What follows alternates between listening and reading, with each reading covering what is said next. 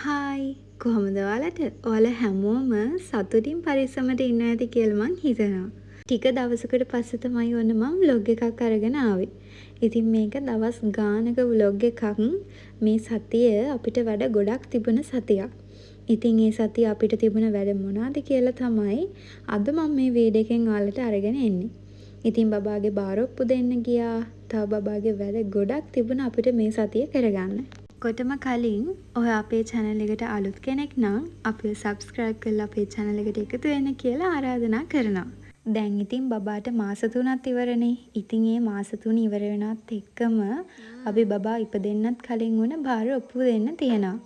ඉතින් මේ තියෙන්නේ අපේ අම්මලාගේ ගෙදර ඒ ගෙවල් පැත්තේ තියෙනවා ප්‍රාර්ථනා බෝධිය කියලා බෝධියක්. අන්නේ බෝධියට මට බබා හම්බෙන්න තිබුණ දවසේ මම ලේබර් රූම් ඉන්නකොට මට බබා හම්බෙන්න ටිකක් පරක්කු වුණා. අන්න ඒ නිසා අම්මා එතනට ගිහිල්ලා බාරයක් වෙලා තිබුණා. බාරයක් වෙලා කියන්නේ ඒ බාරේ වෙන්න බාරේ ගැට ගහනකොටම හස්බන්ඩ් කෝල් කරලා කිව්වලු බබා හම්බුණා කියලා. ඉතින් අම්මා බාරේ ගැට ගහලා ඇවිල්ලා තිබුණා. ඉතින් අද අපි ගියා පුතත් එක්කම ඒ බාරේ ඔප්පු දෙන්න. ඉතින් අම්මා එතනට බාරයක් වෙලා තිබුණේ 5:50ක් පත්තු කරනවා කියලා. ඉතින් ඒ කිව්වා වගේම අපි හවසක ගිහිල්ලා ඒ බාරේ ඔප්පු කරා. මෙතනට කියන්නේ ප්‍රාර්ථනා බෝධියලු. ඉතින් මෙතනට අපි ගෙදර ඉන්නකොට එහෙම සතියකට සැරයක් වගේ ඇවිල්ලා යන්න එනවා. මෙතන හරියම නිදහස්. ඉතින් කවුරුත් මෙතන නැහැ. අපිට ඕන තරම් වෙලාවක් මෙතන නිදහසේ ඉන්න පුළුවන්. ඉතින් හිතටත් සැහැල්ලුයි මෙතනට ආවහම හරිම ලස්සනයි මේ තැන. මේ තැන කලින් තිබුණේ මේ විදිහට නෙමෙයි. ඉතින් මෙතන බාරයක් වුණ කෙනෙක්ට ඒ බාරය ඉෂ්ට වුණා කියලා එයා මෙතන ලස්සනට හදලා තියෙනවා. ඉතින් එතන මම ඔයාලට ලස්සන වීඩියෝ එකක් අරන් එන්නම් අපි ආයේ දවසක ගියාම. ඉතින් මේ තියෙන්නේ ඊට පහුවදා උදේ අපි බබාගේ මාස 3 ගිහිල්ලානේ තියෙන්නේ. ඉතින් බබාට පංචායුධයක් දැම්මා. ඔයාලා විශ්වාස කරනවද? මේ පංචායුධයට මට වගේම වයසයි. මොකද මේක මම පොඩි කාලේ දාපු පංචායුධේ. ඉතින් අද ඒක මගේ පුතාට දානවා. ඉතින් අපේ මේ පංචායුධේ මගෙන් පස්සේ හරි ලස්සනට ඒක පරිස්සම් කරලා තියෙනවා. මුකුත් වෙලා නැහැ ඒකට. අනික ඒක දාන් ඉඳපු ගෙනත් ඒක පරිස්සමට දාගෙන ඉඳලා තියෙනවා.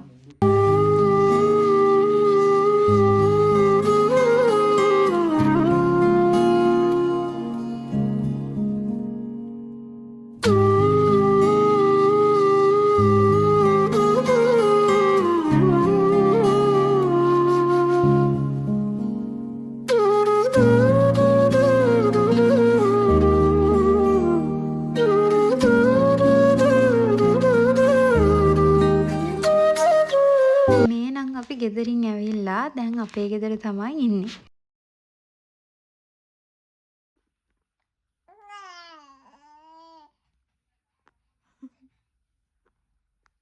මොකද? දැන් නම් ඉතින් මෙයාගේ කෝලම් එන්න වැඩි වෙනවා. පේනවනේ. එයා වඩා ගන්න කියලා තමයි කියන්නේ. ඉතින් දවස මෙයා වඩාගෙන ඉන්නත් නැහනේ. දවස් ඉවර වෙනකොට නම් මට මාරම මහන්සියි. මේ පේනානේ යගේ තියෙන දැඟලිල්ල. මේ තියෙන මූණේ චූටි ලප දෙකක් ඇවිල්ලා තියෙනවා. එයාට මදුරෝ කාලා. ඉතින් මං ඒවට ડોක්ටර් කියලා බෙහෙත් එකක් ලියාගත්තා. අනික යාළගේ කිරිසුවඳට චූටි කුඹිත් එනවා. ඉතින් දවස ගානේ බෙඩ් ෂීට් මාරු කරන් කොච්චරවත් කුඹි එකෙක් දෙන්නෙක් හරි ඉන්නවා. ඒ වුණොත් කාලා මේ විදිහට චූටි රතු පාට ලප එන්න පුළුවන්. ඉතින් මම මෙන්න මේ විදිහට එයාව දවසේ ටික වෙලාවක් පැදුර දාලා තියෙනවා. මොකද මිඩ්වයිෆ් මිසුත් කිව්වා අර ඔළුවේ හැඩේ එහෙම හැදෙන්න එයාව පැදුර දාලා තිබ්බහම හරියනවා කියලා. එයාලා දැන් ටික ලොකු වෙනවා දකිනකොට හිතට මාර සතුටක් දැනෙන්නේ. කෝලම් වැඩි වෙනවා, අඬන කඩු වෙනවා. එයා වැඩිය කරදර කරන්නේ නැහැ, පාඩුවේ ඉන්නවා. වෙලාවකට ඉතින් එයාටත් එපා වුණාම ඉතින් චුට්ටක් අඬනවා. බබාලගේ හැටිනේ ඉතින් ඒක. පැකේජ් එකක් අපිට ආවා. ඉතින් මට හිතුණා ඒක ඔයාලත් එක්කම අන්පැක් කරන්න ඕනේ කියලා. මේක අපි ඕඩර් කරේ අපේ ඇඳට දාන්න. මේක මෙට්‍රස් ප්‍රොටෙක්ට් එකක්. මේකෙන් බබා චූ දාපුවාම ලීක් වෙන්නේ එහෙම නැහැ. ඉතින් අපිට මේ අපි බබාට දවල් කාලේ පැම්පර්ස් දාන්න නැහැනේ. ඉතින් ඒ නිසා දැන් අපි බබා එක තැන ඉන්නේ නැහැ. එයා දැන් ඇඳේ හැම තැනම යනවා. ඉතින් ඒ නිසා අපි තුවා අපේ මෙට්ටේ ආරක්ෂා කරගන්න ඕන හින්දා මේ වගේ එකක් ගෙනල්ලා දාන්න. ඉතින් අපි බලමු මේක කොහොමද තියෙන්නේ කියලා. දැන් ඉතින් ෂෙවින් බබා කලින් වගේ නෙමෙයි එක තැන ඉන්නේ නැහැ. ඇඳේ එයා පෙරිලා හැම තැනම පසුසුස යනවා. ඉතින් ඒ නිසා එතකොට අපි දැන් බබාට දවල්ට පැම්පස් දාන්නෙ නෑනේ. එතකොට එයා චූ දාපුවාම එහෙම ඒවා මෙටට ලීක් වෙන්න පුළුවන්. අන්න ඒ නිසා අපි හිතුවා මෙන්න මේකක් ගෙන්නගෙන බලන්න.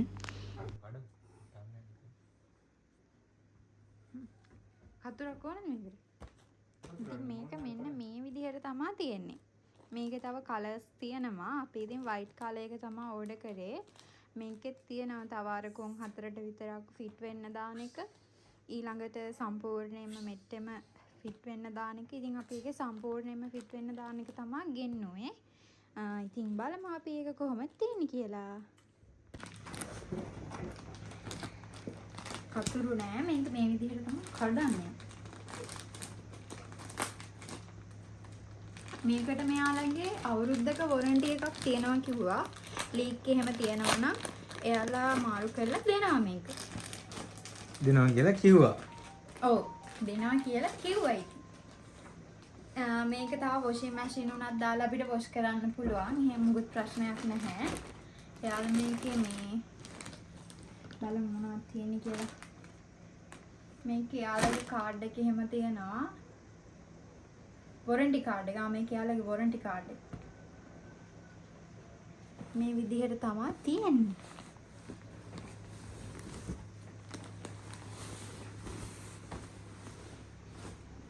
අපේ 6යි 6 අඳක් නේ තියෙන්නේ. ඉතින් අපි ඒකට හරියන්න තමයි ඕඩර් කරේ. අපි දාලා බලමුද? මේක මේ යට මේ විදිහට තියෙන්නේ. ලීක් වෙන්නේ නැති වෙන්න.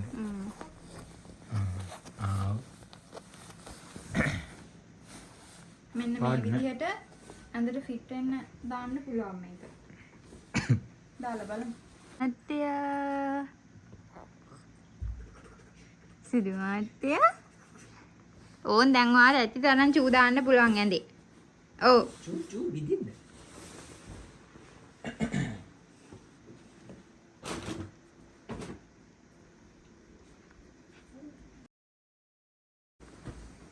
ඔය තියන්නේ අපිට දීපු තෑගි ඔය තියෙන ඇඳේ. දැන් නම් ඉතින් අපිට ඉන්න මේ ඇඳත් මදි. මොකද බබා දැන් රැට නිදාගත්තාම ඇඳේ හැම තැනම යනවා. ඉතින් දැන් අනික අපිට ඇඳ බිත්තිය ළඟට කරන්නත් බෑ. සර්පයෝයි කියලා බයයිනේ. ඒ නිසා ඉතින් අපි දෙන දෙපැත්තට වෙලා කොට දාගෙන තමයි නිදාගන්නේ. තව ටිකක් ලොකු වුණාම ඉතින් ඇඳ වටේට මොනවා හරි කරන්න තමයි වෙන්නේ. මොකද එයා හැම තැනම යනවානේ. වැටේ කියලා බයයි ඉතින්. තෑගි දුන්නා අපිට.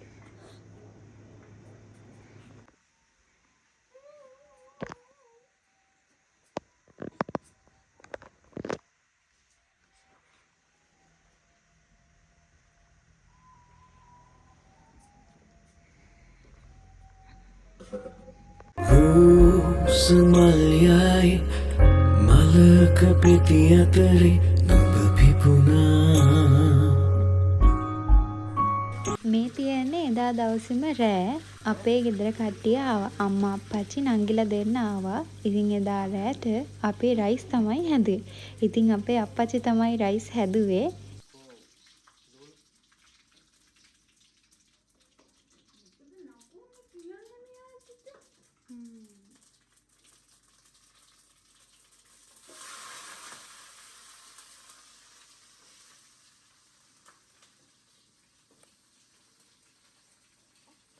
මුත්තද චුච්චු බඩගින්ද චුච්චු දෙන්නා.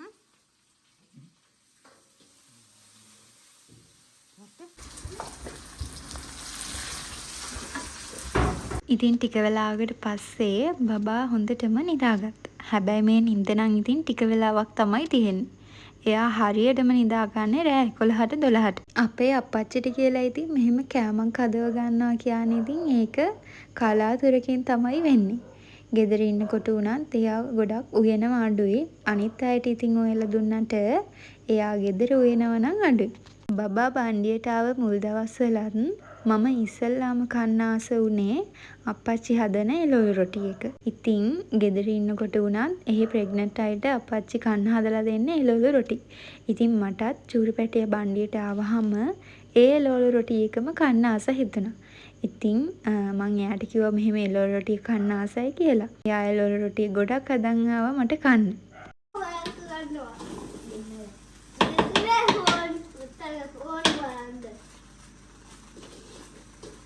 කලිසමන්නන්ද? ඔන්න ඉතින් ඊට පස්සේ බබා නිති අතරේ ඇඟත් සෝදගෙන මම යන්නේ මගේ කකුලේ බෙහෙත් ටිකක් තියෙනවා ගා ගන්න. පේනවනේ මගේ කකුලේ ඉදිමිලා තියෙන විදිහ. මේ තියෙන්නේ සතෙක් කාලා. මන් දන්නේ නැහැ කාපු සතා කවුද කියලා. කොහොම හරි ඉතින් සතෙක් කාලා තමයි තියෙන්නේ.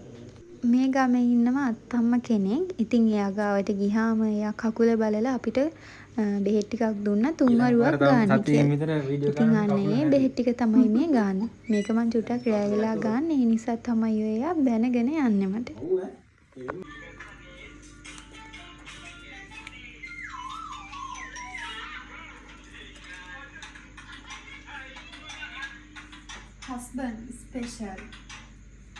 husband special chili paste. ඒක ඉන්ඩි චිලි පේස්ට් කියලා හිතන්නේ. නෑ මේක husband හැදුවේ. මේක ගණන් ගන්න එපා. ඒක ඉස්සරහට පෙන්නන්න නැත්නම් ටොමැටෝ ඒක තියෙන්නේ. එදා දවසේ රෑ අපේ අම්මලා අපේ ගෙදර නැවතුණා. ඉතින් කොට්ට ටිකක් මදි වෙලා දැන් ඔය හස්බන්ඩ් කොට්ට මහන්න තමයි යන්නේ. ඉතින් බලන්නකෝ අපි ඒ වෙලාවෙම කොට්ට ටිකත් හදාගත්තා. ආයේ ගියා.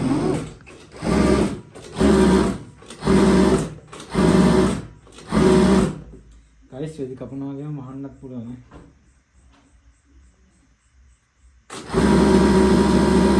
ඔය එයා හැමතිස්සෙම මාස්ක් එක දාගෙන ඉන්නේ රෙදි කපලා එයාට ඩස්ට් එක ගිහිල්ලා පොඩි කැස්සක් ඇවිල්ලා තියෙන්නේ.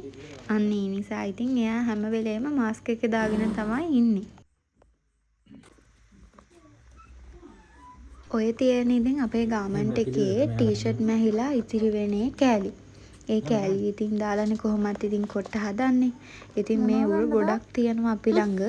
ඔයාලත් පාපිසි මහා එතකොට කොට්ට හදන එක්කෙනෙක් නම් ඔයාලට පුළුවන් මේවා අපෙන් අරගන්න. ඉතින් ඕන කෙනෙක් ඉන්නවා නම් කමෙන්ට් එකක් දාන්න.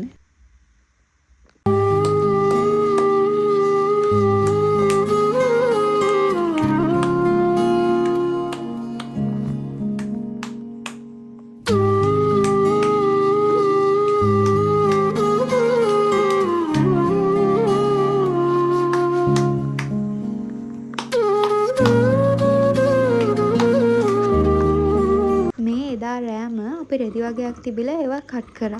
මොකද පහවදාට අක්කලාට මහන්න දෙන්න රෙදි තියෙන්න ඕනේනේ. ඉතින් අර දෙන්න නම් මොනවද බලනවා. අපි දෙන්න ඉතින් පාන්දර වෙනකම්ම රෙදි කැපුවා. මේ ඊට පහවදා උදේ. ඉතින් එතකොටත් අම්මලා ගෙදර හිටියා. එයාලා වත්ත සුද්ධ කරා. ඉතින් අපිට මේ දේවල් කරන්න වෙලාවක් නැහැනේ අපිට තියෙන වැඩත් එක්ක. ඉතින් යාලා ආවහම පුළුවන් විදියට ගේ වටේ සුද්ධ කරලා ඒ ඔක්කොම කරලා යනවා. වැඩ ගොඩක් එක්ක ලස්සන මතක වලින් පිරෙන සවියක් තමයි මේක. ඉතින් මේ වගේ තව ලස්සන vlog එකක් අරන් එනකම් ඔයාලා හැමෝම සතුටින් පරිස්සමට ඉන්න. අපිව subscribe කරන්න.